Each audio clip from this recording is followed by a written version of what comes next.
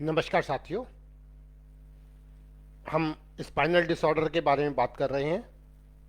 आज का हमारा टॉपिक है कॉन्जेनाइटल स्पाइनल डिफॉर्मिटीज़। आज का हमारा टॉपिक है कॉन्जेनाइटल स्पाइनल डिफॉर्मिटीज़।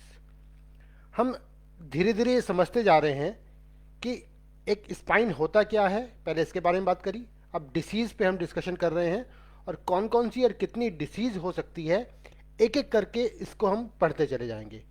छोटे छोटे एपिसोड में इसलिए है कि ये जो है आपको सब कुछ समझ में आता चला जाए।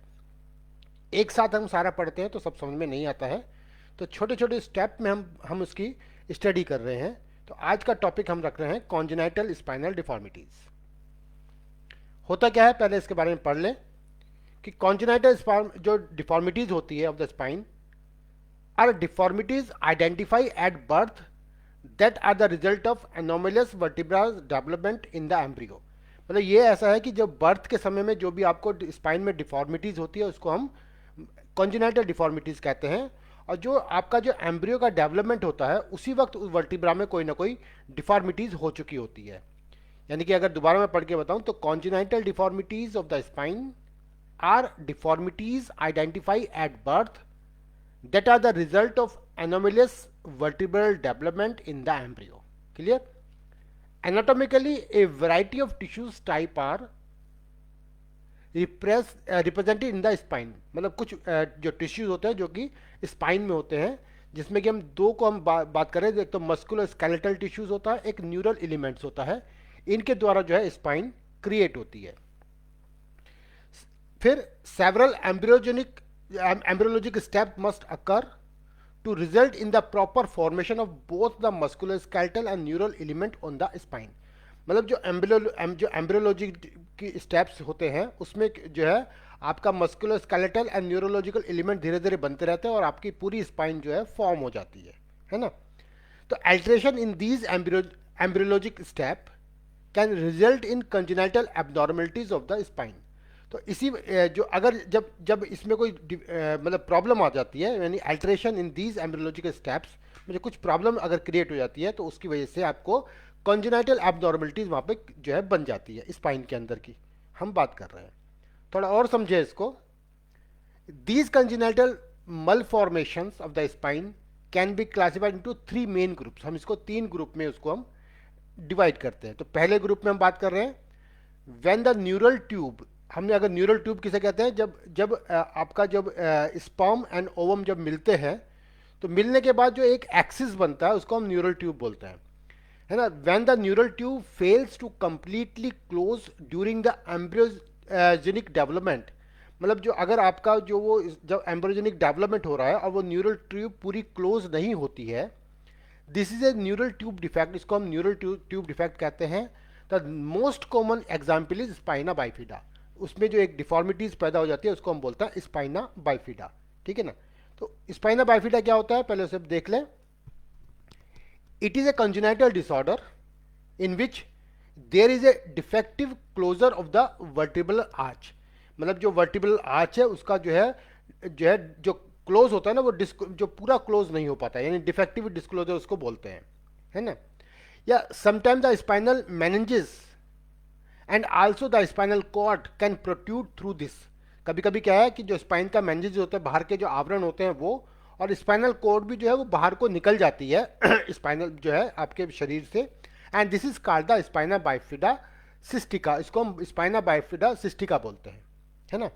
When the condition does not involve this protrusion, अगर ये बाहर नहीं निकला होता है, it is known as spina bifida occulta, है ना, occulta उसको बोलते हैं। Sometime all the vertebra arches may remain incomplete। कभी कभी ऐसा भी होता है कि आपकी सारी वर्टिब्रा जो है वो इनकम्प्लीट रह जाती है, पूरी डेवलप नहीं हो पाती है। ये फिगर है उसकी, जैसे कि एक स्पाइनल बाइफिडा का है ये बच्चा जो है, इसका जो स्पाइन की फॉर्मेशन हुई है वो पूरी नहीं हुई है और आपका स्पाइनल कॉर्ड भी बाहर है और उसमें कुछ फ्लूइड भी बाहर है, यानी कि ये वर्टिब्रल डिफेक्ट है। स्पाइनल कॉर्ड एंड नर्व्स ये आपको दिखाई दे रही है और ये इसमें स्पाइनल फ्लूइड भी भरा हुआ है, तो इसको हम स्पाइना बाइफिडा बोलते हैं। मैंने ऐसा बच्चा देखा है जिसमें उसमें ऐसे बच्चे का जो है जो नीचे का जो पोर्शन है, लोअर जो एक्सट्रीमिटीज़ है वो मूवमेंट में नहीं होती है, यानी कि थोड़ा उसमें सेंसेशन कम होता है। स्पाइना बाइफिडा के केस में।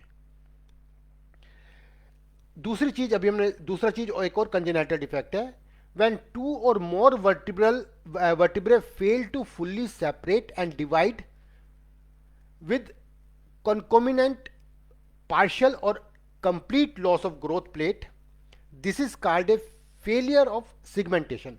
यानी कि ऐसा होता है कि जब आपकी वर्टिब्रा जो है पूरी सेपरेट नहीं हो पाती है, यानी कि अब आपने देखा होगा कि सब वर्टिब्रा अलग अलग सेपरेट होती है और उसके बीच में डिस्क होती है। when two or more vertebra fail to fully separate and divide with concomitant partial or complete loss of growth plate, this is called a failure of segmentation. उसको हम फेलियर ऑफ सिगमेंटेशन बोलते हैं। ये पूरा एक segment है ना, तो इसमें फेलियर ऑफ सिगमेंटेशन इसको बोलते हैं। Example of this type of congenital spine deformities are, जैसे कॉन्जेनाइटल किसी को स्कोलियोसिस है, या कॉन्जेनाइटल काइफोसिस हुआ है, कॉन्जेनाइटल लॉर्डोसिस हुआ है, या किल पेल एक फेल सिंड्रोम होता है वो हुआ है। ये एक फिगर है, जैसे ये फिगर को आप थोड़ा सा समझे कि ये जो ए फिगर है ये फुल्ली सिगमेंटेड, इसको हम एक फुल सिगमेंट है, तो उसमें आपने देखा कि एक वर्टिब्रा जो है वो पूरी नहीं बनी है, एक वर्टिब्रा आपकी पूरी नहीं बनी है। स्कोलियोसिस का केस है ये, है नहीं, तो एक वर्टिब्रा पूरी नहीं बनी है। ऐसे केस में क्या होगा, थोड़ा सा एक तरफ को वो मतलब मुड़ जाएगी, यानी कि उसको स्कोलियोसिस बोलते हैं। इसमें क्या हुआ कि आपकी जो दूसरा जो सेमी सेगमेंटेड है, जो इसमें आपकी जो वर्टिब्रा वो अलग नहीं हुई है, यानी जो अलग अलग जो वर्टिब्रा होनी थी हमारी डिस्क, ये अलग नहीं हुई है, तो इसको बोलते हैं सेमी सेगमेंटेड वर्टिब्रा। थर्ड है, इसमें इनकार्सिरेटेड है, मतलब इसमें जो है दो वर्टिब्रा बनी थी और बीच में एक नीचे से तो एक छोटी सी वर्टिब्रा और है, ये अलग नहीं हो पाई, और एक जो है इनकार्सिलेटेड बोलते हैं इसे। और दूसरा बिल्कुल भी अलग नहीं हुई है, इसको नॉन सेगमेंटेड वर्टिब्रा बोलते हैं। तो ये जो वर्टिब्रा है इसमें स्कोलियोसिस हो सकता है, ठीक है ना। दूसरा स्पाइना बाइफिडा के केस में आपकी ये पूरी जो है वर्टिब्रा यहाँ पर नहीं बनी है सही तरह से, और ये बाहर निकल जाती है। तीसरा काइफोसिस में देखो कि ये वर्टिब्रा हैं तीनों अलग अलग, और इसमें एक वर्टिब्रा पूरी नहीं है, तो आपको काइफोसिस हो गया। काइफोसिस में जो ऊपर का जो एरिया है, बैक का जो एरिया है वो थोड़ा बाहर को निकला हुआ होता है, उसको हम काइफोसिस बोलते हैं। तो यहाँ पे भी ये कंजेनाइटल डिफॉर्मिटीज़ की हम बात कर रहे हैं, तो ये वर्टिब्रा आपकी पूरी नहीं बनी है, तो इसको काइफोसिस हो गया है। अगर ये वर्टिब्रा पूरी बन जाती तो ये ऊपर हो जाता, यानी कि वो सीधा हो जाता, तो ये हमारा काइफोसिस नहीं होता, स्पाइन सीधी होती। इसको डिफेक्ट ऑफ सिगमेंटेशन, ये डिफेक्ट फॉर फॉर्मेशन था, और सिगमेंटेशन में हम नीचे बात कर रहे हैं। जैसे एसिमेट्रिकल है, यानी यूनिलैटरल बार है, जैसे ये आप ये देख रहे हो नीचे वाली वर्टिब्रा, इसमें वर्टिब्रा है और ये बीच में यहाँ पे अलग नहीं हुई है यहाँ पे, तो यहाँ पे क्या हो जाएगा, स्कोलियोसिस हो जाएगा। यहाँ पे वर्टिब्रा अलग तो हुई है, लेकिन मतलब अलग हुई है छोटी छोटी, ये पूरी अलग नहीं हो पाई, यानी कि 3 वर्टिब्रा बननी थी इसकी, लेकिन यहाँ पे पूरी नहीं बनी है, पूरा अलग नहीं हुआ है। इसको बोलेंगे यूनिलैटरल बार प्लस 2 हेमी वर्टिब्रे है ये, यूनिलैटरल बार इसको बोलेंगे। 2 जो है वर्टिब्रा इसमें, यानी कि 3 वर्टिब्रा बननी थी, पूरी तरह से नहीं बनी है, तो यहाँ पे भी स्कोलियोसिस उसको हो जाएगा। तीसरा ब्लॉक वर्टिब्रा, इसमें आपकी ये वर्टिब्रा अलग ही नहीं हुई है, यानी कि एक वर्टिब्रा है, तो इसमें भी आप पेशेंट को स्कोलियोसिस हो जाएगा। ये लॉर्डोसिस का केस है, जो लंबर लॉर्डोसिस या इसका सर्वाइकल लॉर्डोसिस होता है।